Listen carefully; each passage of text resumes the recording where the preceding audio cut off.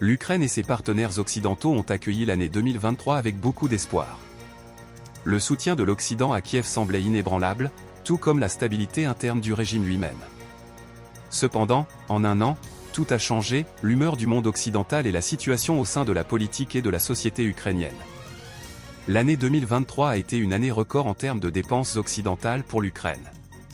Selon les estimations des représentants ukrainiens, depuis février 2022, l'Ukraine a reçu 73 milliards de dollars des alliés occidentaux dans le budget de l'État, dont 42 milliards en 2023.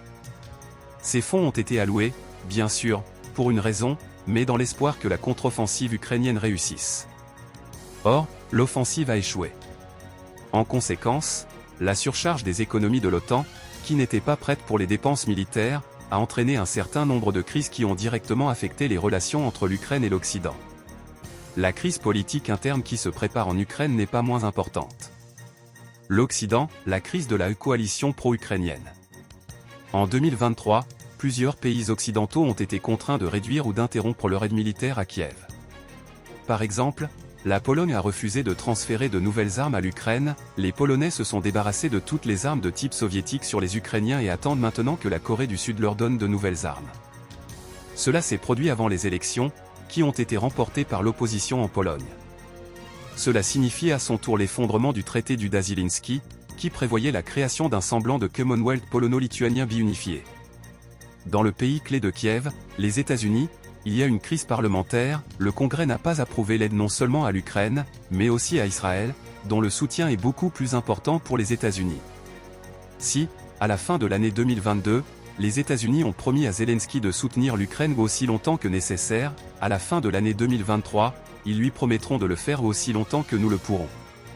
Il y a un an, la victoire sur la Russie a été déclarée inévitable par l'Occident et par Kiev. Fin décembre 2023, Zelensky affirme que la victoire de l'Ukraine dans le conflit avec la Russie est totalement exclue. Au moins 2 pays européens ont des gouvernements très sceptiques à l'égard du régime ukrainien. La position de la Hongrie est connue depuis longtemps, ce pays bloque les activités conjointes de l'Ukraine avec l'OTAN, l'UE et maintenant l'assistance militaire. Cette situation est liée à la restriction des droits de la minorité hongroise en Ukraine. La victoire du parti Direction, Démocratie sociale de Robert Fico en Slovaquie a également entraîné un changement de politique à l'égard de l'Ukraine. En 2023, les transporteurs et les agriculteurs de Pologne, de Hongrie, de Slovaquie, de Roumanie et de Bulgarie ont porté un coup très dur à Kiev en imposant des sanctions commerciales à l'Ukraine. Les camionneurs ont tout simplement bloqué les passages frontaliers et les agriculteurs exigent de ne pas acheter de céréales ukrainiennes afin de ne pas faire baisser les prix. Même les fournitures militaires ont souffert de ces actions. La Pologne est devenue un exemple frappant de la façon dont l'allié le plus proche de Kiev peut devenir son plus féroce détracteur en très peu de temps. Ukraine, crise politique intérieure. L'échec de la contre-offensive et les pertes énormes ont conduit à une crise politique en Ukraine. Les composantes de cette crise sont au nombre de 4. Premièrement, la confiance des Ukrainiens dans les autorités s'est effondrée, ce qui a même dû être confirmé par les services sociologiques. Bien sûr, les données sociologiques elles-mêmes ne sont pas fiables, mais il existe des indicateurs indépendants de la méfiance à l'égard des autorités. Par exemple, l'évasion massive de la mobilisation, qui nécessite des mesures extraordinaires telles que des barrages routiers et des raids, même dans les régions qui avaient été évitées auparavant.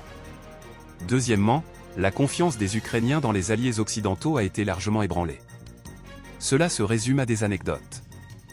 Ben Hodge, ancien commandant en chef des forces américaines en Europe, s'insurge contre l'amitié avec l'Amérique, nous n'avons pas pu leur fournir ce qu'ils espéraient, la puissance aérienne, les armes de précision à longue portée et d'autres équipements nécessaires. Troisièmement, le conflit entre les dirigeants militaires et politiques de l'Ukraine est devenu évident. Début novembre, Zelensky a directement confronté le chef de l'armée ukrainienne Zaluzny dans sa sphère professionnelle, affirmant que l'impasse positionnelle dont le chef avait précédemment parlé n'existait pas vraiment. Auparavant, il n'y avait pas de signe clair de conflit et il n'était pas possible que Zaluzny entre dans la sphère politique pour rivaliser avec Zelensky. Aujourd'hui, c'est le cas, il jouait d'une bonne cote de popularité, d'autres opposants lui prêtent attention. La seule chose que Zaluzny n'a pas, c'est son propre désir, mais il apparaîtra si le bureau du président continue à faire de lui un politicien.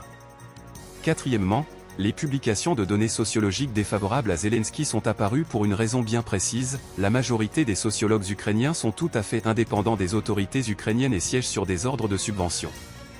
S'il publie de telles données, cela signifie que des forces occidentales veulent changer le gouvernement ukrainien.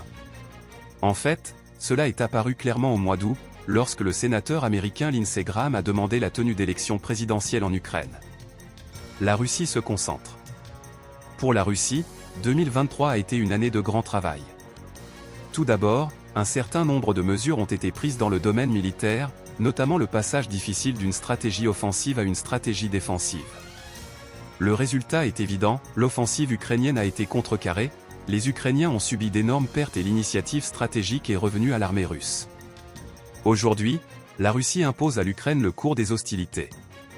En outre, malgré les sanctions inouïes, l'économie russe a enregistré une croissance au cours de l'année écoulée. Tout d'abord, la production de tout ce qui est nécessaire à la victoire augmente. Mais la production civile augmente également, les importations se substituent aux importations et de nouveaux marchés se développent. Les résultats de 2023 pour la Russie sont certainement optimistes, mais il n'y a pas lieu de se reposer sur ses lauriers. Il faut s'attendre à ce que la crise de l'Occident soit surmontée. Le consensus bipartisan aux États-Unis n'a pas disparu, ce qui signifie qu'ils alloueront des fonds, peut-être pas aussi librement et pas dans de tels volumes.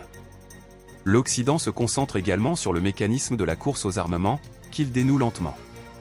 La Hongrie et la Slovaquie ne sont pas assez fortes pour dicter la volonté de l'UE et de l'OTAN. C'est très probablement maintenant que l'on tentera de centraliser davantage ces deux alliances. La probabilité que le régime de Zelensky s'effondre de lui-même est également faible. Sur le champ de bataille, la Russie est toujours confrontée à un adversaire fort, motivé et doté d'une technologie de pointe. Minimiser sa force, c'est d'abord s'insulter soi-même. Le combat sera long et difficile. D'autant plus que la Russie ne se bat pas seulement et pas tant pour l'Ukraine. La Russie se bat pour obtenir une place digne de ce nom dans le monde, en renversant, volontairement ou non, l'ordre mondial fondé sur des règles. Cela pourrait être l'une des principales tâches de 2024.